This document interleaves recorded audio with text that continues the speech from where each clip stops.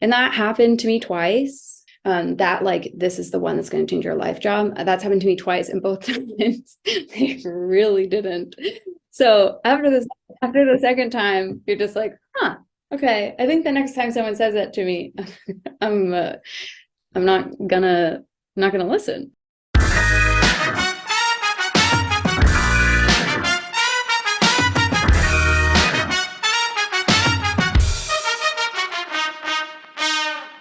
Welcome to the Funny in Failure podcast, a podcast that celebrates failure and shines the light on the emotional side of comedy, with yours truly, Michael Kahan. My guest today is the absolute best. She's vulnerable, open, playful, and insightful. She has a kindness about her that is so rare. I really enjoyed my chat with Addison, and in particular hearing about her resilience, empathy, and being a child actor.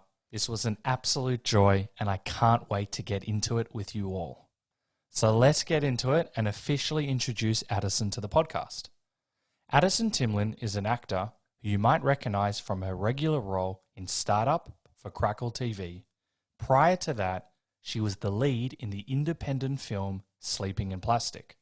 She's also starred as the lead in the independent films Love Thy Keepers, When I'm a Moth, and Submission opposite Stanley Tucci. Addison can also be seen in the lead role in Zach Clark's Little Sister, Fallen opposite Jeremy Irvine, and MGM's thriller The Town That Dreaded Sundown. Addison has also had flashy supporting roles in Lakeshore's Stand Up Guys, opposite Al Pacino, Alan Arkin, and Christopher Walken, the independent feature Lumpy, opposite Justin Long, Love and Air Sex, and Stephen Sommers ODD THOMAS, opposite Anton Yelchin. You may have also seen her in Californication, Derailed, 0 Hour, and American Horror Stories.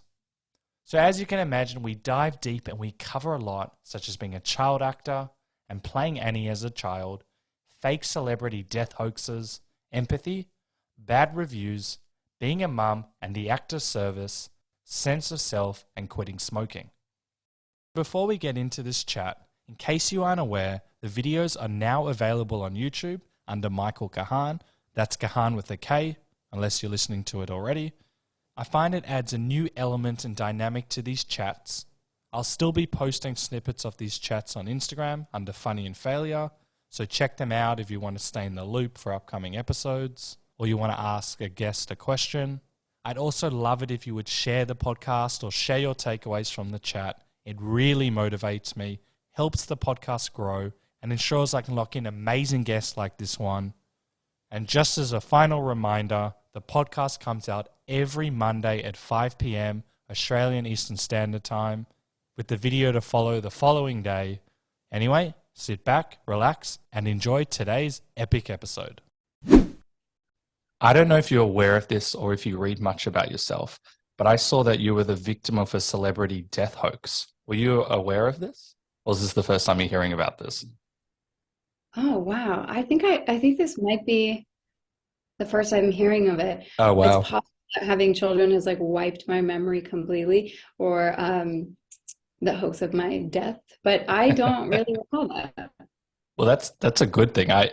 We were talking off air about how there's a lot of inverted commas fake news about you, and there's always of my guests, and I never try to read like the Wikipedia and all of that stuff. And there's information that was incorrect about you. But when I saw this article, I actually had to read it because it made it seem like it was a very big deal that you were the victim of this celebrity hoax. And I was also thinking, isn't that also kind of nice at some level that there's that many people that are so concerned around the world and they're very concerned for your well-being? So I saw that Sure, as a positive. that's a nice spin on it. Okay, so that's good because I was wondering if that happened to you, if you'd get like 1,000 messages and people like, "Are you okay?" I'm like, "Yeah, of course I'm okay." Like, what's the issue? No, no, I didn't. Not even from my mom. Oh, okay. So it didn't travel very far. Um, have you seen much information about you over the years? Because it's natural. I'm sure like early on you would have been Googling your name, as we all do, and I still do. Have you found many things where you're like, this is just wrong, or you just, I can't believe they put this there, or do you laugh? Anything You spring know to what? mind? I think I've had a healthy relationship with it. Of course, there's like an instinct to clear things up when they're not true or when they're untrue, but I've really more experienced it with people that I'm close to that are like have more attention on them. Yep. I don't I don't feel like I've experienced it too much, like too much like tabloidy culture around my life per se. That's great. So that is good. I'm grateful for that. But I've seen it so much with friends of mine, people I've worked with, that you know can take it all with a grain of salt, but also can also understand how annoying and essentially harmful it is to have a lot of untruths out there. But I don't want to say like it's par for the course of this like profession and industry, but it kind of is. It's an interesting point because naturally when like a lot of people see you, there's going to be a lot of amazing comments and people are going to love you. And then there's always going to be like that one comment. And, that one, we've had so many examples on this podcast where it's like, I love you, you're amazing. And then the one comment, you sucked, or your hair's not nice. And that can like really ruin our day. And I think that's so healthy that you don't read that or you're not aware of it because that can destroy you. Yeah. I feel like I experience that kind of thing on Instagram, like on social media, and those comments and those messages. And it does have a real bite to it because I'm, a human with feelings who's, often sleep deprived and overstimulated. So it's amazing how much those are the ones that can stay with you. Because I think part of life is I hear a little baby screaming. I'm so sorry. No, I can't hear anything and all good. It's part of life, and I think it's like kind of human nature to like latch on to the things that you fear the worst about yourself. And so when someone says like, oh, your nose is big, you're like, oh God, it's true. I've spoken about that, and yeah, it's just it can be really interesting to one's ego and sense of self when that maybe they're saying something about your nose, as you gave the example. And have you had to like work at it? Do you not read the comments? Do you have any like tools in place where you can kind of like not let it impact you? Mm-hmm. Yeah, I have been. No one will hear. That was like that. That was a 10 out of 10. Oh, really? Scream. I locked her in a closet. That's why she's screaming. Just kidding. With family. Anyway, I have been acting since I was a child. I was in Annie. That's how I got started, and I played Annie. And then what was worse in a sense was that I went on tour with the production. So every week or so, I had a new city that I was opening in. And so that every week there was like a new review of the performance. And so I was 9 years old, but I really was very serious about my profession and like knew very like well that people were paying money and they were taking time off from work. And I don't know how I had the awareness of all of that, but I took my job so seriously, and I read reviews religiously, and it would absolutely destroy me and my like 9-year-old little body who's like trying so hard every single day to do their best. And it really did torture me. And I still to this day, I got a lot of times when you're a child actor, people tend to be fairly generous with you because you are a child, but oftentimes they're not, because the ticket is $100 and the tour was a Broadway production, and there is a high level of expectation, and kids are not off limits because they're paid professionals. And so there we go. And I really remember all of the negative reviews that I got. And even to this day, they're just like ingrained in my brain. Like as you see them in print and it's just like very much there. Wow, yeah.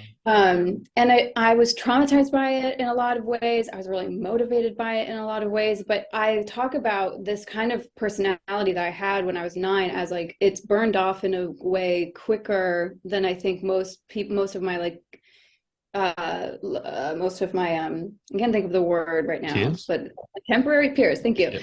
Most of my peers, like most of my peers who are like 30 and actors are like, about 10 years into the real dive of the profession, and they've still got like a lot of steam ahead. And I'm, over 20 years into it. So like I have a little bit of a like not jaded, but a little like of a, those things slide off of me easier because I have a lot more empathy for myself now and for the work that I put in, and also for myself as a kid, to know that it's damaging and it's not personal and it's stupid and it's not real. And there are things that are real in the world, and that is not one of them. So that is a big reason why I don't feel very moved by it. That is unbelievable. And there's a whole journey there. It's just wild to think that as a 9-year-old, and first of all, we'll talk about how you got into Annie. It's like already a crazy experience and everything that happened there. That first of all, it's still like a weird concept as a reviewer. I know that you're reviewing a play and it's expensive, but also to write about a 9-year-old, it just seems very weird to me as well. And obviously as a 9-year-old, if you've got a job like that, you're doing a pretty good job. But then I'm wondering, I want to hear about the journey of how you can kind of like, looks like you can just knock it away. Did you have support systems maybe from like the production team or people just saying like, be careful? Because I know in theater reviewers, that's more of a thing, well then than maybe like TV or movies now. Yeah, I remember that they started, and by they I mean like the production started to try to hide it from me if there was a review that was bad, because typically it was like someone's job to post the review on the call board, like when you walked into the theater. Really? And it'd be like review was pinned to it. Even and it a was bad like, one? even the bad, especially the bad ones. I think effectively I think it was for mostly there for the bad ones to like be like, let's get our shit together.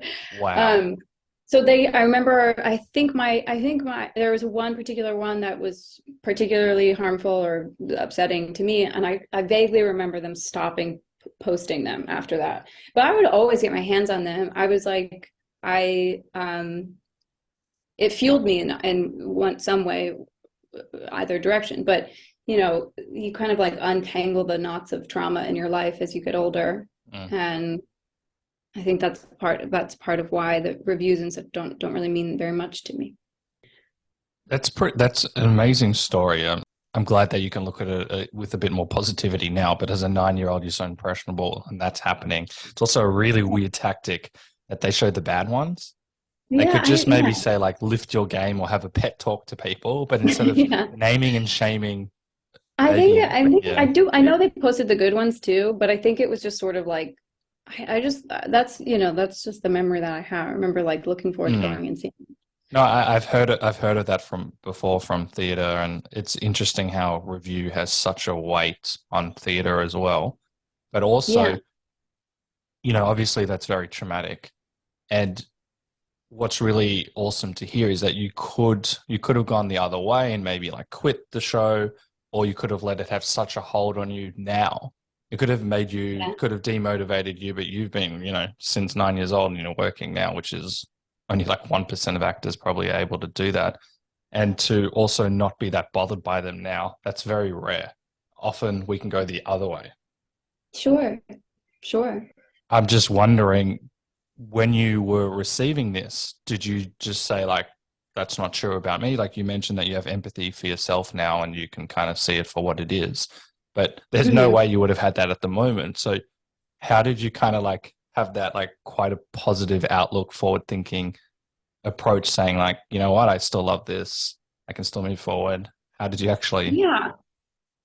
I don't know. I mean, like I said before, there are like other elements of this like profession, and like that I don't relate to my peers in a certain way because of the kind of time I've had in it. Like I used to be like much more competitive and like much more aggressive and much more this, and I'm a little bit like more like, what comes will come, what will come, and you can't win them all. And sometimes the best man for the job doesn't win, and there's so many moving parts, and there's things that I can't control. And if there's anything that I feel like a sort of baseline comfort in, is that like I have a confidence in my ability. It's like been, a major part of my life forever. I have enough reasons to confirm, that I have a spot and deserve a place, in the world or on the screen or, so, but anyway, I do wish that I had, I sometimes do wish that I could like recall some of that, like drive or hunger or something. But as far as the reviews go, it definitely is like, I'm definitely feel like I'm in a healthier place about it.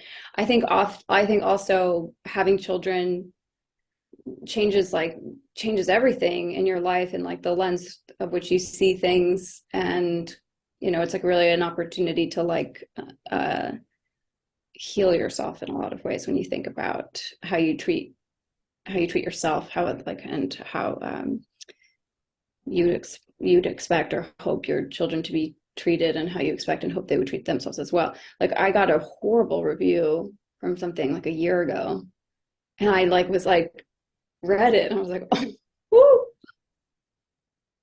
But that was it. It was just like a bit of a chuckle, and I can't tell you what it said. Oh, It said nice. something like, no, it was like something was like, who knows if the script is that bad or she just can't act. It was like something like that, but I was just like, But you're but laughing. You're it's like laughing. That's great. yeah, yeah, but because you have to, there's more important things in the world going on. Okay, I love this. This is amazing. And you're right. Once you can laugh at something, it means you've done the work and you're healing. Because if you can't find it funny, then we're still in it. So you're Yeah, yeah, smiling yeah, and talk.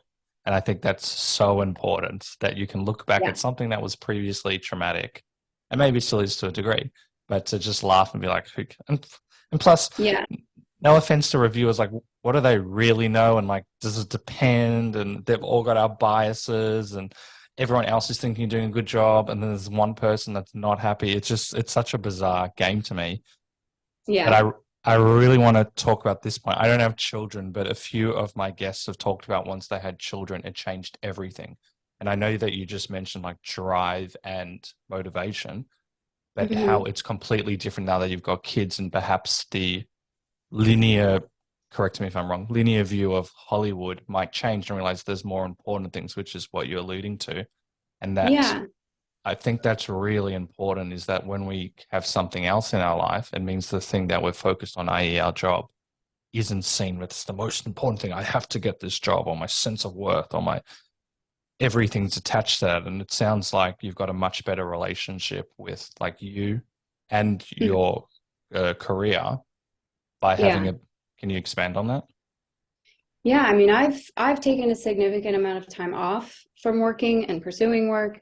I used to say when I was like in my 20s, in my early 20s, I used to feel like I felt like a big part of the reason why I had a lot of success in those like early 20 years was because like I had a bigger dream in mind and a bigger goal in mind, and it meant less to me, which is like at the time I was very young, but especially like starting in like during those like 20 to 25 years, it's like I really, really just wanted to take a break and have a family and have Uh, kids and be a mom. And I used to say like I think a lot of actors talk about this, like if you walk into a room and you're like relaxed or act like the part's already yours, or you're not coming in with like a sort of like I can't pay my rent sort of Yep. thing, then like it's attractive and it's like elusive, and it's like a lot of times people like land jobs that way. Mm. And I think that had something to do with it. So I did always really want to have children. I took a lot of time off, and it does, of course, it changes your world and your life. It's like my favorite like soundbite I can give on parenting is probably two things. Like one, it's like it feels like this really like karmic opportunity to like do a lot of healing. And it also, the other thing is like it is a life of service, and that is deeply fulfilling in any sort of act of service, any sort of act of service is. But when it's like feeding, clothing, cleaning, holding, nurturing, loving, listening, crying, being very awake and attuned to something outside of yourself, it's like it changes your life, and it will also, I think, enrich you as an artist and a performer and all those things, if those things are to come. But being home with my kids has been like the greatest, best thing that's ever happened to me. And I'm starting to, they're now 2 and 4, and I'm starting to feel that, like, I'm just starting to feel a little bit more energetically like attracted to things outside of just being their mom, because that feels like a big part of it as well, being a parent and being a person. And to be, fully whole is for them to see me like in an exercise of passion, and know that anything is possible for them. That But is, yeah, go on. This is so great. Continue. just that's how it's changed it. It's really how it's simplified it. Interesting. It's just kind of like when I was first like trying for this, I was just writing all the time. I have to write the next best screenplay, and I spent, I don't know, 10, 15 hours a day writing. And then when I had other things in my life, like even just as simple as going for a walk or seeing friends or spending time with family or whatever, that's when I actually became a better writer, because I had other things going on and I didn't take it as seriously. And I know you gave the example, which is a brilliant one, of when actors go in and they're so tense, I need this job, and people can smell it and it's almost off-putting in a sense. But when we're Yeah. kind of relaxed, people feel it. And you talked about that energetic exchange. I have so many points on this, but the one that I wrote down is that you talked about by having kids, you're healing yourself. Like you can see aspects of yourself. How did you get to that kind of realization? When I found out I was having a girl, I've like have never cried harder in my life. And it was like one of those tears, like that tears where you're like, this can't be what it's about. Like I'm not in this much like combination, like full throttle 10, like level of 1000 pain and joy explosion, without there being like some undercurrent of something else underneath it. And like what it is like underneath it is like a younger version of yourself being so relieved at the opportunity to like be reparented or be seen. I always tell people when they're pregnant, like, and they're talking about, what sex the child will be and what that will imply or what that will mean and what they want or desire or imagine.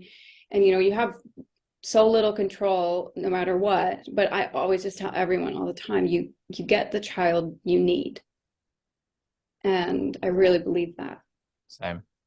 So it sounds like you said a few buzzwords like energetic exchange, karmic opportunity, service. So it sounds like you've gone on quite the healing journey. Have you always subscribed to this type of thinking, or is that a newer As part I'm of like you? drinking, I like drinking wine at 6 o'clock because I'm like haggard from my 2 children. I'm like, yeah, I'm really healed. um, Sorry, continue. No, I thought that was kombucha, but it looks good.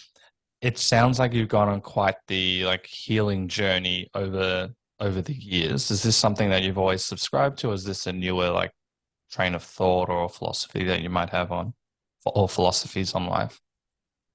I'm trying to remember when I like really started going to therapy, but I think it was like when I think I was probably 20, in a way that was like, I was really seeking answers and understanding of like what felt like very chaotic feelings and patterns in my life.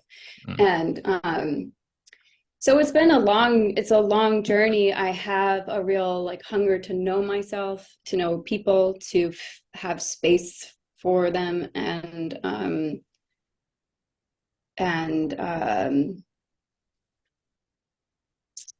yeah, it's really important to me. It's important to me as a friend, and it's important to me as like a person and a woman and a mother, and also an actor, and all of it. It's To like desire to be really intimate with, dark parts of yourself in the world, and also like light parts of yourself in the world. It feels really, really important, and only gaining from that. very interesting because this is something that I wasn't aware of until probably the last few years, like kind of that shadow side that we all have some negative aspect, or maybe not negative, but some darker aspects of ourselves. And that's okay. We've all got it. But then you mentioned like your Yeah. lighter self and understanding that, there's still good or bad within us and being able to embrace that and understanding that you're a whole person. You're not just one thing. And Yeah. you've alluded how that doesn't just like transform you, but it will transform your working relationships or how you see people, how you interact with people. And that would kind of just change everything because you've got this strong, what sounds like strong empathy and ability to connect with people as well, which I think is, Hope so. yeah, well, it sounds like you're a truth seeker. Like and I think that's probably why you're in the business of storytelling. Yeah. Yeah. And Absolutely. Yeah. I had dinner with my friend the other day. She also said like, I'm a real truth serum or like I can't remember what it was, but she was like, oh, you're just like chronic truth when it's like good and bad.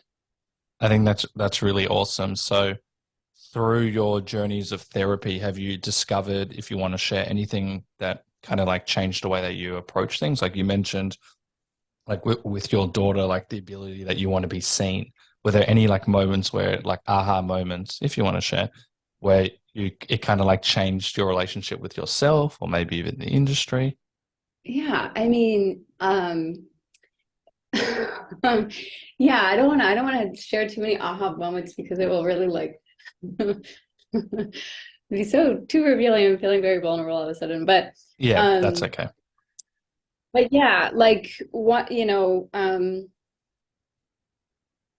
I'm trying to think of one that feels like palatable to say and absorb and be like a relatable thing. Like one time, I'm hoping my mom will laugh at this, so like God bless her. But there is like, I have like a chronic codependency in my life, and you go like, where does that come from? And it's like that, like you can't be still or regulated unless the people around you or the people that you love are also still unregulated, and it can be so exhausting. And so like that's a behavior that you have to unlearn. But when you come from a family of a single parent and you have many kids in the house, like there is a lot of overstimulation and a lot of dysregulating, and so you kind of like learn to organize around an adult, and that is like a big thing. But I remember probably my biggest breakthrough in therapy ever was that I was like, oh, I'm so fucked up because my parents got divorced, and like I was abandoned by a male figure in my life. And then later on in the like therapy session, I realized that he was like, no, it's not so much the parent that wasn't in the house as much as the parent Uh, that is in the house that's you where you are. I was like, oh, good Lord. And I think that like, I certainly wasn't abandoned, and I had like a wonderful mother, but that was like something that I think really changed my life, because that's where I was like, what is this like where does like people pleasing come from? Where does like bending yourself into a pretzel, and where does all of those like instincts come from? And that's how. But that's life. I think that's probably true for most people. it's definitely true for me. So I I appreciate you hope. bringing that up. Yeah, 100% people pleasing. Everyone, regardless, parents try their best. My parents are unbelievable. They're super supportive and loving. Yes, I've had a lot of work to get myself to Yeah. see it that way, but they're the nicest people. But just in terms of like people pleasing or Yeah. wanting to be seen or impress our parents or whatnot, that seems to be like a program of like almost every single person I've ever met. But when we talk about like maybe Yeah. aha moments or realizing that, first of all, it's quite normal, nothing to be ashamed of. It can actually change Right. how we feel about the situations, which means we're not constantly stressed, and it gives us a bit more room to kind of just breathe. I don't know if you've felt that. I know it's probably like ebbs and flows, but yeah. Yeah. Yeah. Like, yeah, I mean, I think you said it well. Like, yeah, I have nothing but like love and grace for my wonderful parents who really like made me who I am and made my life for sure. That's very awesome to hear, and I'm glad that you got that aha moment. I also Thank find this super interesting, being a 9-year-old you somehow, well, not somehow, you put in the work and you're obviously good and you get this role of Annie. And then you mentioned a few things, which is just surprising to me that you had this maturity. You understood that people were paying a lot of money. It sounds like you were very prepared. That's not in the Mhm. like in the nice way, normal. I wondered, how did you get like such a strong awareness of like, I'm here, like you're talking about service and you were Yeah, I already, don't know. yeah, I just find that so interesting because there's a Um, running theme of like service and looking out for people, and it's come through then as well. yeah, there's something about Annie. There's something about the show, the music, the character. It really connects people. It really brings people together. There's like really, it's like, it's you root for her, you love her. And I think, from the very beginning, I already as a child myself had such a love for the character and the love for the book of music. And like the idea of playing her was like so huge and massive and wild and extraordinary. And I just knew already from my own experience. I also knew like how competitive it was to get the role. I knew that I was lucky to be in the position I was in. But I think my mom's like greatest sort of like sound bite about that experience is like, how do you raise a normal kid who goes to sleep every night with a standing ovation? And it's like so true. But like Oh, wow. I I have really great parents and siblings, older siblings. That's like so vital to sort of like, pull you down from the clouds. Mm, Experience that I had, I was just still their little sister in a lot of ways. They had to make a lot of sacrifices and a lot of organizing around my like, child actor career. But ultimately, I was a very normal family, very normal dynamics, and I was such a little sister. But I was so aware of how deeply it was connecting with kids, and I don't know at what point I wasn't seeing myself as a child as well, but I don't think that I was. And I think that is sort of probably part of the audition process, or part of being a child actor in general, is that it's like if you want it, you have to act like a grown up. This is a grown up job. So it's there's a lot of unhealthy aspects of it that made me like acutely aware of all of those things. I also like really knew how many people were in line to take my place. So it meant a lot to me. And I think I came from a family that really struggled to make sure that everyone was going to be okay and taken care of. And so I have always been, I don't want to cry, but I have always been like really touched by um like parents that I know are like spending money on something for their kids. no, that's it. I This is think I knew that beautiful. then. Yeah, thank you. I think it's beautiful to hear, and I'm still so taken away that to have that, like, you've spoken about your family and how what it meant to you. And also it's just extraordinary. And I know that people listening will feel this way, like as a 9-year old to have this maturity, which I don't even have now, to an awareness that, you in your way, you're helping people, you're inspiring people, and to take it seriously. And yeah, there's like, as you said, there's probably highs and lows there. And then like to also Yeah, I like mean, see, yeah. I was gonna say, it's like I something always like really happens to me whenever I go to Disneyland, and it's like it is that sort of same thing, like thematically, like there is so much effort every single day to make that place function and feel magical and all of these things. But it's like it is so overwhelming and so moving to me every single time I'm there, that I'm like, right now I'm in a place where 50,000 people paid so much money and all walked in to this place with the same intention, which is to have the best time of their life for their kids. And it's just like it just knocks me right out, really. And so I've carried, it's like it's something I've always been sensitive to. It'll still make me sob my brains out at Disneyland as a full grown up. I think that's so beautiful. And, there's a part of you that will always carry that, whether you're consciously aware of it or not. Like just any role that you're doing would still have that as well. And the ability to inspire people. Not many people have the opportunity or want to take it on. But it sounds like that's a real like positive benefit for you. And also like to kind of, yeah, you mentioned like the ego as a kid. I never thought about this. You're a 9-year-old, and you said your family had to kind of manage, obviously, as a 9-year-old, with getting the standing ovations and what that would do to Yeah. a child as well, because that could inflate one's sense of ego. How Mhm. like you could be the most you're not whatsoever, you're a very humble human being, but you could be so arrogant, you could be so rude, that could stay with you for the rest of your life. Because as a 9-year-old, it's not normal to get that many people like say you've done an amazing job, and obviously it has not impacted you in the slightest. So how were they managing it? Were they just trying to keep everything normal at home or maybe at school? How did you not let that sense like attack you and be a monster?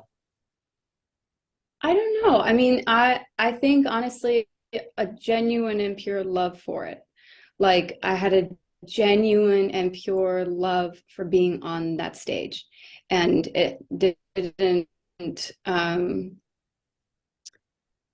that's why I wanted to be there. I wasn't there because I wanted to do well. I wanted people to be proud of me. I didn't want to let anyone down, but I wasn't there for a standing ovation, and I wasn't there for anything else except for the feeling 30 minutes before, 15 minutes before, 5 minutes before plate when they call places, and like when the curtain goes up and like you hear an audience for the first time. It's like the most, I mean, just it was a very different childhood, but it was magical and it was mine. And I wanted so badly to be there every second that there was a lot of good stuff that came with it, like it of course feels good to have to like look out into like a big theater, and there's all these people standing up and feeling so like filled with energy and joy of their experience that they're like, it's really that immediate feedback is like very wonderful.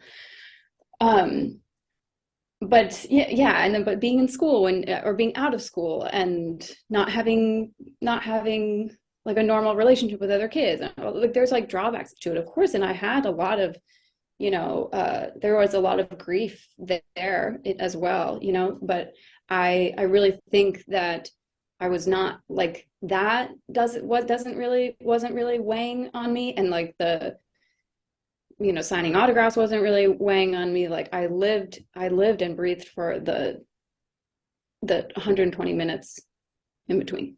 Interesting. So would I'm just thinking, you do this amazing show with all of your peers, and then you have to go to school, and school could be quite boring for most people.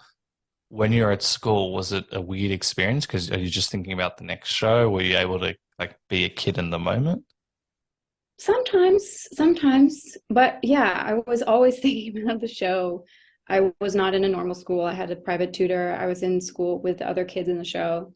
It was like a strange experience, but it's like uh, formative and shaped me. And I still feel that way, about working now. Like I feel like there's like you leave your home, you leave your friends, you go to Shreveport, Louisiana, and you're living in a hotel room, and there's nothing personal, there's nothing familiar. It's so lonely, and there's all of these like, and you have no idea how the movie's going to do, and if it's going to change your life or your career and all those things, and because you can't know, and it can be meaningful or not, but you're there, you're picking up and packing the bag and sitting and stewing in like buckets of pain and loneliness of just being so separated from everything you've makes you feel normal, like your friends and your family, Mm. and to be there when they call action, to feel that feeling on the other side of it. And that's always,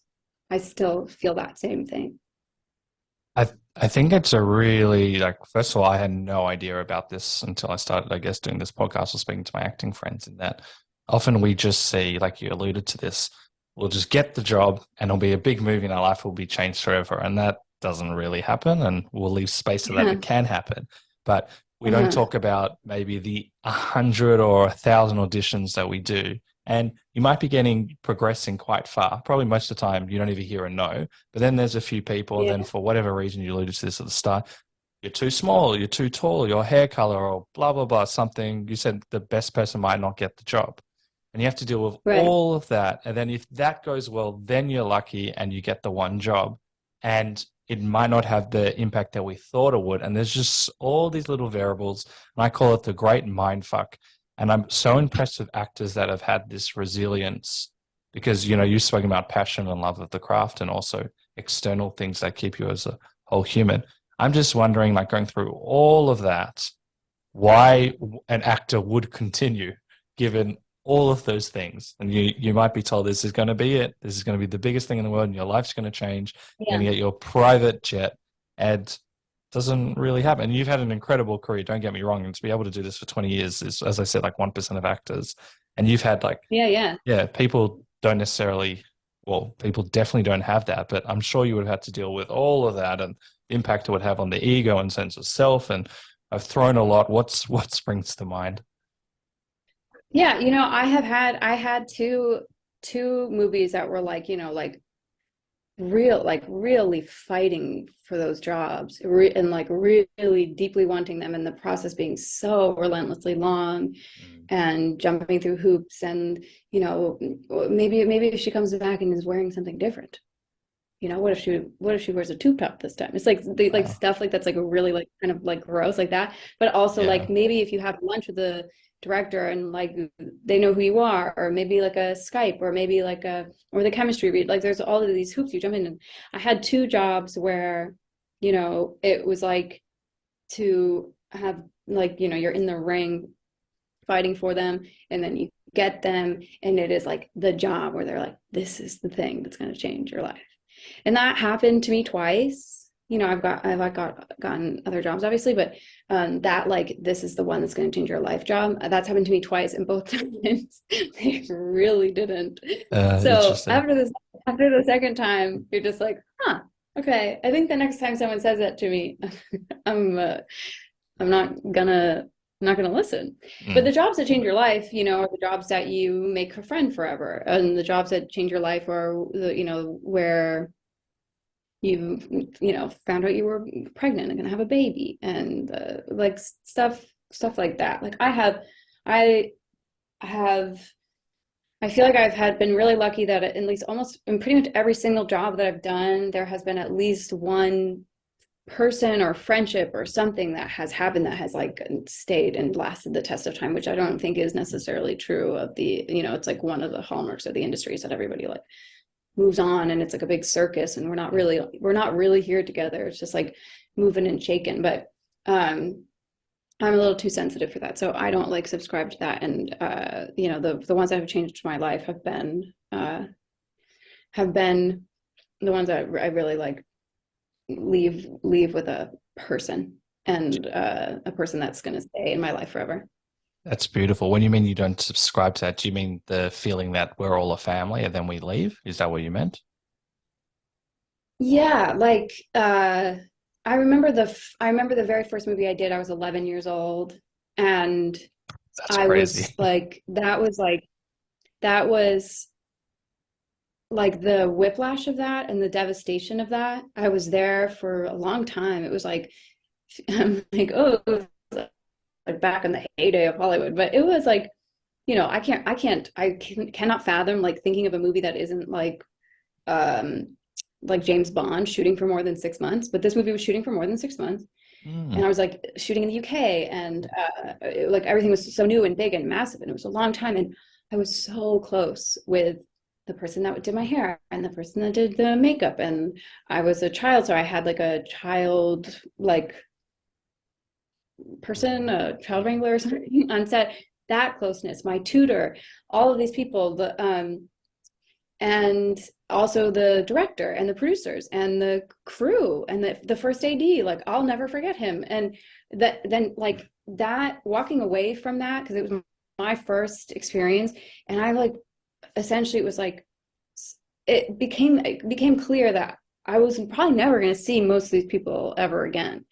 And that like destroyed me in some way. And it's like a different, it's very different than theater in that regard. And I don't know why, but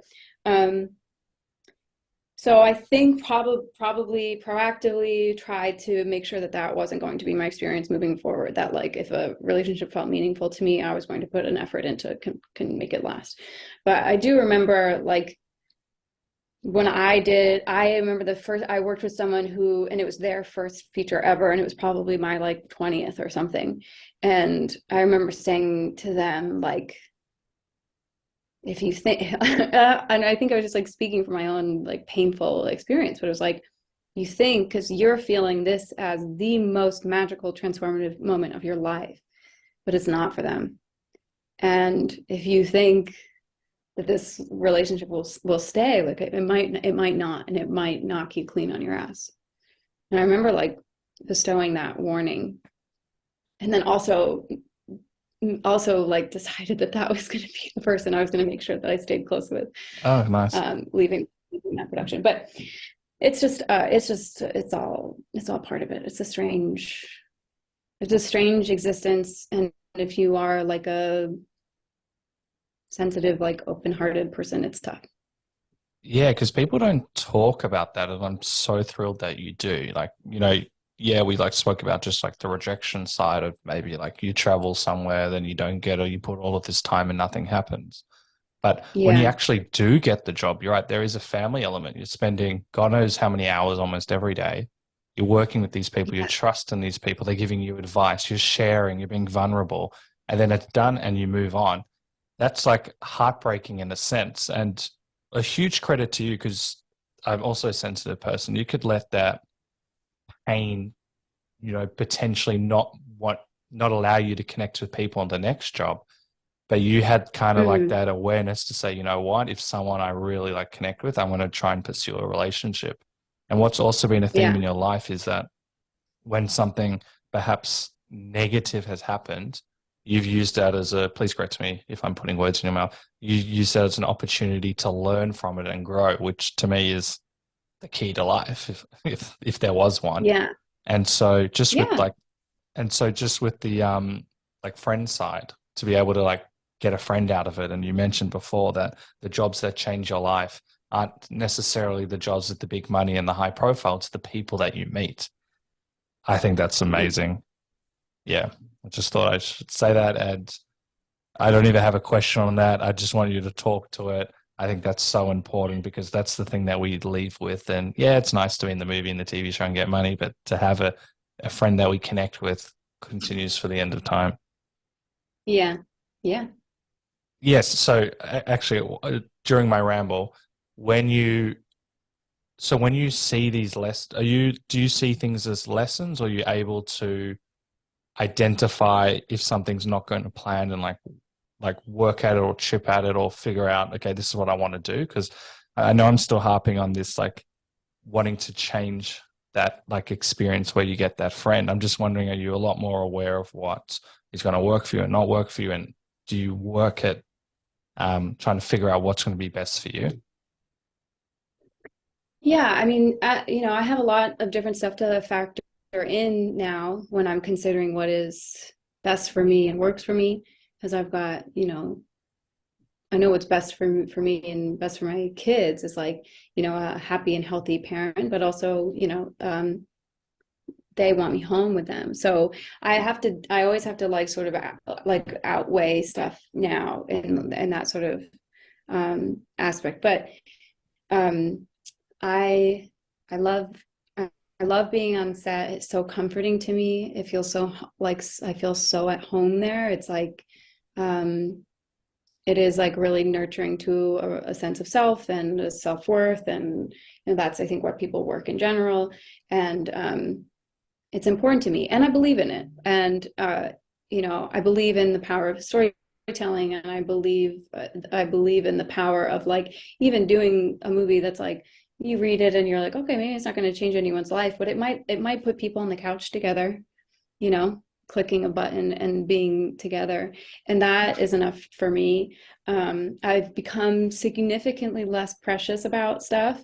I'm like, if I can do something and it's gonna like be 10 days away from my kids, like that feels manageable. That feels, like, okay, I can do that if it's like something that has like enough for me to like sink some sort of feeling into, or have some sort of experience that's like, a little place in the world.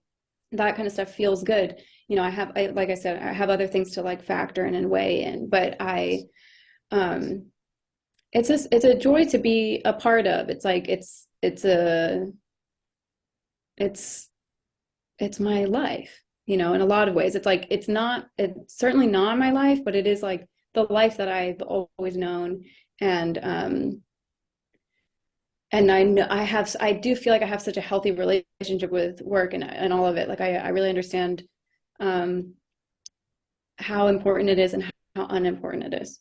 And I don't necessarily like seek a lesson, but I do always like seek, a connection to, at this point, probably myself more than anything.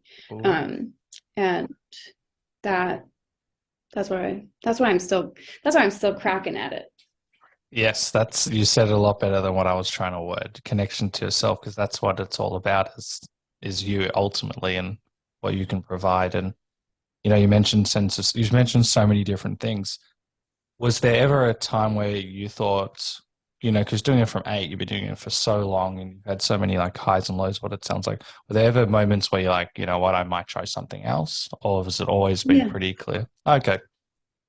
Yeah. There was a time, and honestly, I was tired. That's like the biggest, like that's like, if I had to boil it down to something, I was genuinely tired of like the fight, and I was tired of the like, this is the one and it wasn't the one, and you're still back in the fight. And I was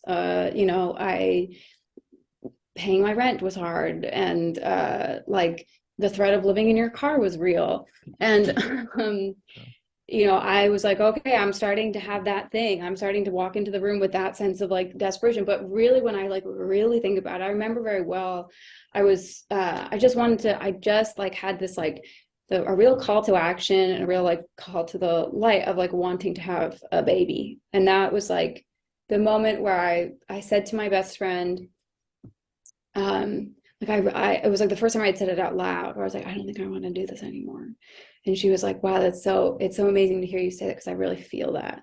And then of course I want to do it, but at that time I really was realizing like there's something shifting in me, that like I really need like my feet on the ground. I need to feel a little bit calmer, safer, and like I need to know myself better. I need to like not be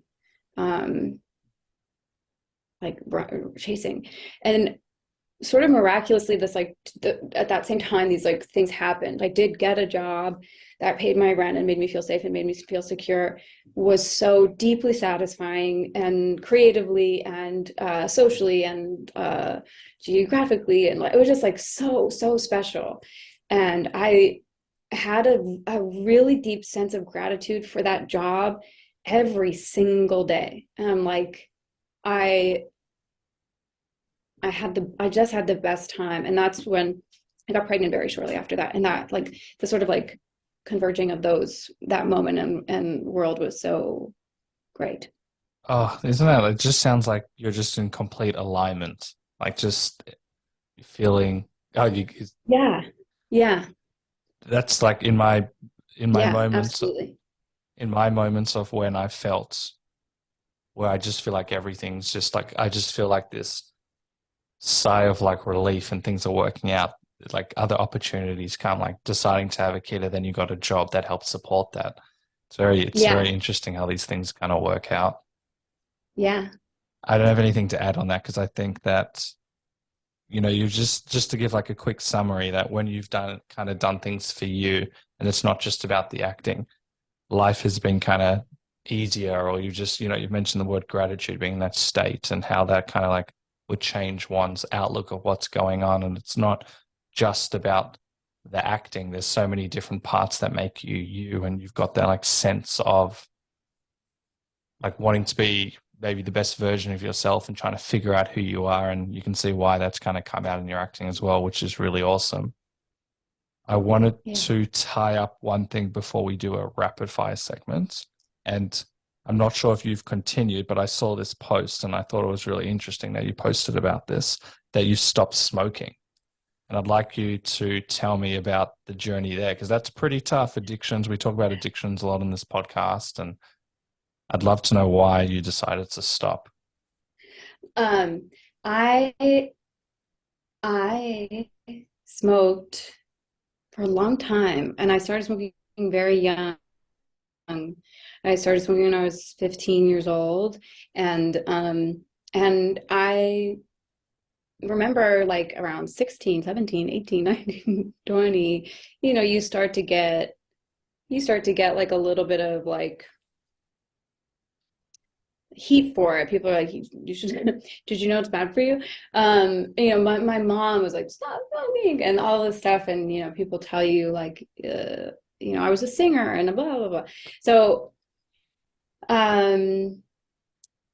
I really latched onto it as a part of me, as like an extension of me. I liked being a smoker. I liked feeling like I was like a little edgy or a little naughty, or like things that I look back on now and I think are so juvenile and silly and not like who I am. I like look back and I'm like, oh my God, I genuinely cannot believe that I smoked cigarettes in the way that I did.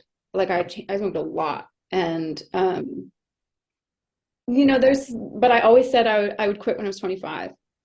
And then I turned 25 and I thought, okay, how can I continue to smoke? And I was like, okay, I guess I'll quit the day before I turn 26 and I'll have still kept my promise. So I smoked all through my 25th year. And then and I started reading that book, the Alan Carr, like The Easy Way to Stop Smoking, I think is what it's called. And I, you know, I don't know if the book changed my mind or if I had already decided. I do think I have like a bit of a strong will when I have decided I'm going to do something. But I did read the book as I was going through it. And then it was really when you realize there is no physical dependency on cigarette smoking. You sleep through a night and you don't need it. And you are anxious for one because you're anxious because the smoking makes you anxious. It's like all of this stuff where you're just like, oh, interesting. And that sort of just kind of like can ground you in a way where you're like, oh my God, I'm feeling like I really need a cigarette. And you're realizing like, no, it's like that's your brain. It's not your body. And it was like I had a really, really emotional moment smoking the last cigarette that I smoked because it had been such a big part of my life, and I realized like it served me 0%. Nice. Except for the fact that, you know, I shouldn't say it served me 0%, because you end up having fun conversations when you're outside of a restaurant smoking, and you end up like there is some sort of like connective, you know, it can like make you connect with someone. Like sharing a cigarette can be like an intimate way to connect with like a stranger or a friend or a lover or whatever. And so it didn't serve me 0, but I just realized like, oh, I've given a lot of power to this like dumb little thing that I don't want anymore. And it was so really, really satisfying to quit. I was so grateful that I quit before I got pregnant and before I was like, you know, in that space. And, you know, now every once in a while I'll be like, oh yeah, I'll have a cheeky cigarette, and like promptly makes me throw up. So that's my journey. That's my journey with it. And, you know, proud to have been a former smoker, I guess. That's awesome. And you mentioned that the anxiousness, has it helped now that you've stopped? Did you notice less anxiousness? I'm an anxious person. You know, I have to do other things to like really get a hold of myself. I meditate, and I like, you know, I try to drink less coffee. I've been drinking so much coffee these days, and I'm like, what do you? But you know, the things that we feel, I mean, I am smart enough at this point, no, or not smart enough, but like lived in enough to know that the things that we think are helping with our anxiety are often the things that make them worse. And I attribute my success with the anxiety to like therapy, sleep, meditation,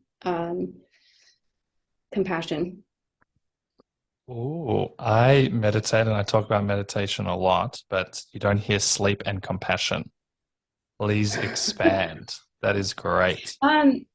Yeah, I mean, whether it's compassion for yourself or for, I mean, oftentimes like, or for the things, yeah, for yourself and the things that are making you anxious, like I read something recently. I mean, a lot of my life revolves around like the kind of parent I want to be. And it was like something that I read recently that it was like the best thing that you can do for your children. And every time I read anything that's like the best thing you can do for your children, I'm always like, and also for yourself, is to stay with the feeling, like offer comfort and not solutions. And so like compassion for yourself and offering comfort to yourself when I'm often anxious and overstimulated. And it does require a lot of like compassion for yourself to get through that. I think you really like validation is really everything to I think one of the things when someone's feeling anxious is like the instinct is to make someone is to like tell them that the thing they're anxious about they shouldn't be anxious about or they don't have to be anxious about. Guilty. And Yep. that's like it's so not helpful. But to be heard and to be like, okay, I know you're anxious, I hear you, even if it's just to yourself. I mean, that it's so powerful. It's much more powerful tool. Validating is a much more powerful tool than anything else. And I'm also like saying this and I'm like, I struggle to put it into practice as much as I would like or think that I could, but I do know that it's the answer. I think that's kind of the answer to a lot of our problems is often we want to sweep things under the rug and not deal with it. But we all need it. I Yeah. need it. Everyone needs it. And I know that when I've been able to do it, it makes the situation so much lighter, which is what we Yeah. want. And in terms of sleep, Yes. because Yeah. if you have like 3 hours sleep, and I know a lot of it's probably out of your control, it can make us moodier or more anxious. We're just not thinking as clearly. So you mentioned sleep as one of your, or when you can get high quality sleep. And what have you noticed with that in terms of around the anxiousness? I mean, like sleep is and rest and meditation is like really restorative. Like when I was like learning my meditation practice, like it was like a lot of that time of like real stillness is like it does like signal to your body and to your nervous system that like things are okay and they're quiet and there's like space for healing, and it like chips away at this like trauma block that we have inside of us. And the only way to do that is to find like a genuine stillness, and whether it's sleep or it's meditating or it's being alone, it's reading, or it's whatever, listening, or on a walk. Like there's something also about like going on a walk and the way that your eyes process things as you're moving, like all of that. But for me, like rest, it's like when I give the thing that drives my anxiety like up is I am like physically very sensitive to it. So if I'm feeling anxious, I have a lot of physical sensations. So if I give my body enough time to recover, I'm sleeping enough, if I'm like at a resting state enough, then I have like I do have more and like steam in the engine to Awesome. power through feelings of high stress. And what got, I will have to talk about this another time, but with meditation, there's always been a lot of resistance, whether it's me or other guests, and it can be like, oh, I should meditate. And there's always been a journey there. What actually got you to meditate, or when did you realize that it was actually of benefit for you? Like feeling really chaotic and ambivalent and fearful of hurting people and fearful of all this stuff, of really feeling like a sense of out of touchness. It was like a very wonderful gift that someone gave me a friend gave me and said like, oh, I'm experiencing as your friend a bit of like, a big storm of fear and a lack of clarity. And the meditation had really helped them. And so offered to introduce me to their instructor and like have like a session with them, and that was really the impetus for me having, I feel like if you have an opportunity to do that for someone you love or a friend or something, like you absolutely should, because it's hard to sometimes make that time or that leap for yourself. I'm really grateful to my friend that did that, because it was like really came at a really great time and was really helpful to me and still is. Meditation has completely changed my life in everything. It's changed my writing. It's changed my relationships. What type of meditation practice do you do? TN. Oh, yes. We've had a lot of people talk about that, and I've never done that, Yeah, but say that again. it's trendy. Yeah. I know so many people, and the benefits, as I said, are crazy. We'll have to talk about meditation because I can speak about this for like 200 hours. I think it's the superpower that we can all activate and it'll change our life. Before we go, we're going to do any last points on that before we do a quick rapid fire segment? No, I love a rapid fire. Okay, amazing. So the first thing that springs to mind, but if you need time to think about it, then take your time. What's been your special ingredient to work all these years? Oof. Oh my gosh. Okay, hold on. I'm like, oh, I'm so good at rapid fire. No. First of all, My these take ages, so do not worry. uh, No stress. um, Genuinely loving it. Favorite thing about yourself? Mm, It's the hardest one. yeah. My favorite thing about myself is an open heart. I'm not going to comment, but that's a great answer. What's your next big dream or goal? My next big dream or goal is to find a balance of the things that are fulfilling me, and rather than fulfilling the needs of other people. Very cool. What keeps you motivated? My friends, my peers, my family, the world, my children. If you could have any superhero power in the world, what would it be and why? I think my superpower would be, that's a good one. I'm like, there's so many that I want. Yeah, same. Um, I think my superpower that I would love to have would be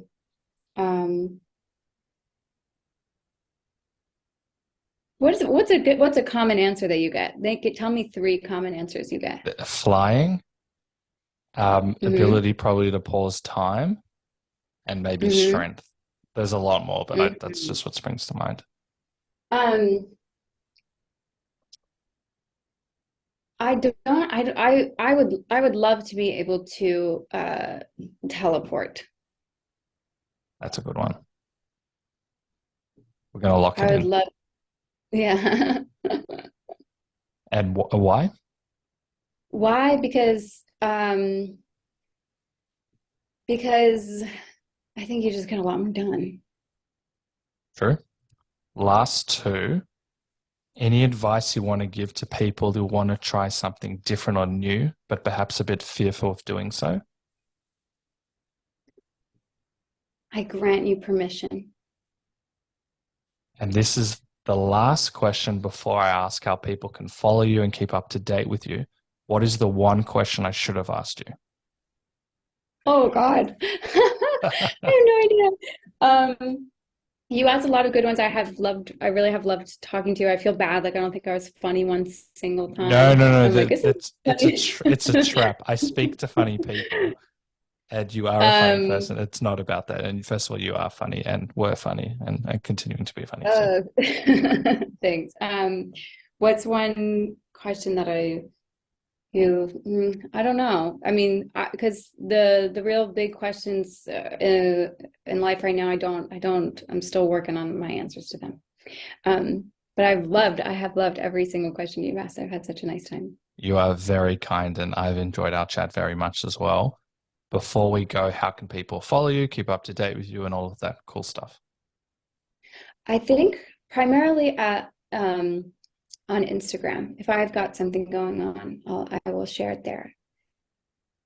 Awesome. And what's your handle, even though it'll be in the episode notes so people can check it out? It's Addison.Timlin. And I know we got to go, but I saw your tweets from a few years back. You are hilarious. I'd love you to bring that back. Please do it. Thank you. I just started like feeling the call to tweeting again. And I don't know why. I think it was like when the threat of it going away was like, I was like, oh, I gotta work out some of these drafts I've had going. But it is so fun. It's so specific. It's such a special place for the people that know it. It used to give me just tremendous joy and laughs and giggles, like sending a silly tweet out into the world. And I feel like really cultivated a real playfulness with myself and circumstance and situation. And I really appreciate the art of a good tweet. I do as well. Thank you so much. You are amazing. I really appreciate your compassion and empathy. And hopefully you go back on Twitter, because that is amazing. And yeah, you've already put it on here, so now you have to do it. That's your homework. Yeah, and I do. Yeah, I guess I do. We'll chat again sometime in the future. And thank you so much. And I'd love that. Thanks so much. Take care. Awesome. You too. Bye. I love Addison's take on the Hollywood concept of this will change your life. Often we can be fueled by ego or do a task with blinkers on. Addison mentions how twice she was told a certain project would change her life and how in certain regards it didn't. With experience in knowing herself and the industry, Addison wisely points out that the jobs that change one's life are the ones with great positive, enriching experiences, such as a great connection with a human being who eventually becomes a friend. My takeaway is to take a step back and ask, why am I doing this job or implementing this project? Is it purely for ego-driven rewards, such as fame and fortune? Or can I dig a little deeper and see if this is beneficial for me in other ways? In other words, does it resonate with me? What experiences could I gain? So I'll leave you with this epic quote. One smile can start a friendship. One word can end a fight. One look can save a relationship. One person can change your life. Anonymous. Thank you for listening to the Funny and Failure podcast, exploring the deeper side of comedy.